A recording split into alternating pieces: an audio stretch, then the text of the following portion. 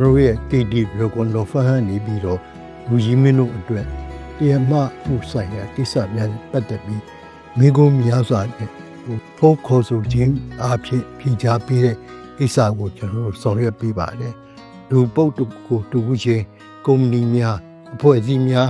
အတွက်ဥပဒေအကြံပေးခြင်းစာချုပ်ချုပ်ဆိုနိုင်ရန်ပြင်ဆင်ပေးခြင်းဥပဒေရေးရာကိုယ်စားလှယ်အဖြစ်တရားရုံးများတွင်ကိုယ်တိုင်လိုက်ပါဆောင်ရွက်ပေးခြင်းအများအပြင်အိမ်ချမ်းတိုက်ကားအရောက်ဝယ်များကိုဥပဒေနဲ့အညီ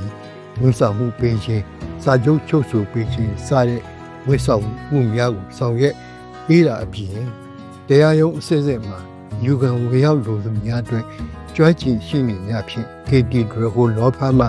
လိုက်ပါဆောင်ရွက်ပေးနိုင်ပါတယ်။ရလက်တက်မှတ်ရန်လိုတဲ့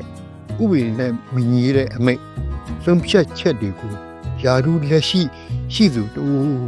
လက်အောက်ခံတရားရုံးတီးကြမှုကိစ္စကိုဆောင်ရွက်ဖို့သုံးဖို့ဘူးဆိုရင်မဆောင်ရွက်ဖဲနေဖို့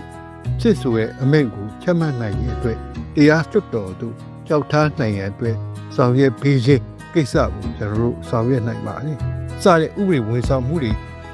အတွက် KD Dragon Lofer နဲ့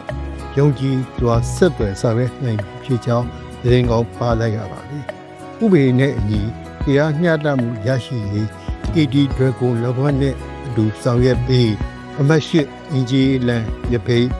ရက်ပြည်မြို့40953122267အားလုံးကျေးဇူးတင်ပါတယ်ခင်ဗျာ